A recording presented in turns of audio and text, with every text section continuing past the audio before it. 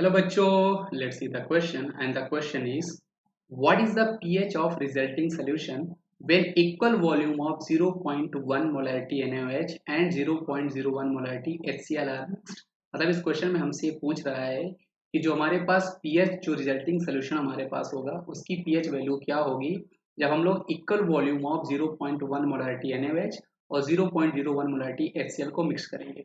तो एक्चुअल में बेटा इस क्वेश्चन को करने के लिए हम कैसे करते हैं, कैसे समझते हैं। देखो NaOH और HCl दोनों ही हमारे पास स्ट्रॉन्ग इलेक्ट्रोलाइट हैं, मतलब NaOH हमारे पास स्ट्रॉन्ग बेस है, HCl हमारे पास स्ट्रॉन्ग एसिड है। तो एक्चुअल में जब इनका सेम अमाउंट आपस में रिएक्शन करेगा तो वो कंप्लीटली न्यूट्रलाइज होंगे। मीन्स हम कह सकते हैं कि when 0.01 molarity of HCl react with 0.01 molarity of NaOH, so on that time your reaction will be completely neutralized. This will be your completely neutralize, वो completely neutralize हो जाएगा। so यहाँ से हम ये पता लगा सकते हैं कि how much unreacted NaOH will be there। तो ये हम कैसे पता लगाएंगे, क्योंकि NaOH हमारे पास ज़्यादा अमाउंट में दिया हुआ है जो कि आपके पास 0.1 मोलारिटी है, उसमें हम लोग HCl को माइनस कर देते हैं 0.01। तो एक्चुअल में यहाँ पर हमारे पास 0.09 जो आपको मिलेगा, इतना मोलारिटी आपके पास NaOH जो होगा वो आपका अनरिएक्टेड होगा। लेकिन बच्चों यहाँ पर हम लोग जब इनको हम मिक्स कर रहे हैं तो इनका इक्वल वॉल्यूम हम लोग टेक कर रहे हैं, इसलिए यहाँ पर जो आपके पास फाइनल NaOH का जो आपके पास कंसंट्रेशन होगा वो आपके पास कितना होने वाला है, वो आपके पास 0.09 डिवाइड बाई 2। हम लोग यहाँ पे 2 से डिवाइड क्यों कर रहे हैं बच्चों, क्योंकि हम लोग HCl और NaOH को इक्वल अमाउंट को मिक्स कर रहे हैं, इसलिए हमने एज्यूम कर लिया कि 1 और 1 लीटर वो रहे होंगे, तो इसलिए हमारे पास डिवाइड बाई 2 आया। तो फाइनल यहाँ पर हमारे पास 0.045 मोलैरिटी NaOH जो है वो हमारे पास कंसंट्रेशन हमारे पास NaOH का मिलेगा उन दोनों को मिक्स करने पर।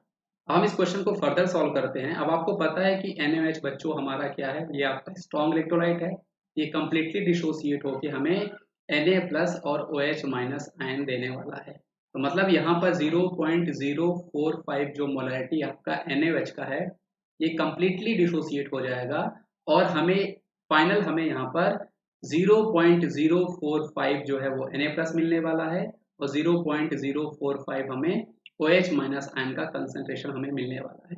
अब OH माइनस का कंसंट्रेशन हमें मिल चुका है बच्चों।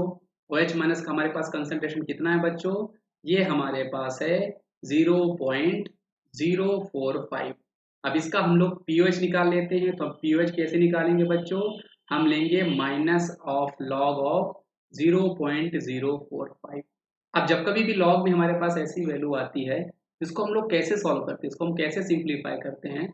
तो देखो बच्चों आप इसको ऐसे लिख सकते हो, आप इसको सिंप्लीफाई करो pOH, आप इसको माइनस लॉग और इस वैल्यू को आप लिख सकते हो 4.5 multiply by 10 to the power -2। आप इसको ऐसे करके लिख सकते हो।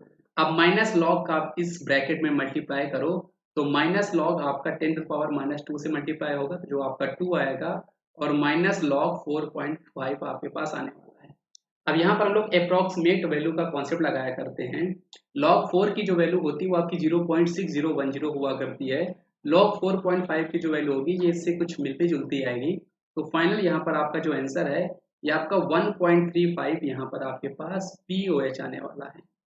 तो हमें pOH की वैल्यू ये मिल चुकी है, लेकिन क्वेश्चन में हमसे वो pH की वैल्यू पूछ रहा है, इसलिए एक्चुअल में हमारे पास pH प्लस pOH जो होता है वो इक्वल टू आपका 14 हुआ करता है। तो यहाँ से आपको जो pH की वैल्यू आएगी वो कितनी आएगी, आपकी वो आने वाली है 14 माइनस 1.35 मीन्स 12.65 आपकी ये वैल्यू आने वाली है। तो इस क्वेश्चन का सही जवाब हमारे पास हो जाएगा ऑप्शन नंबर डी।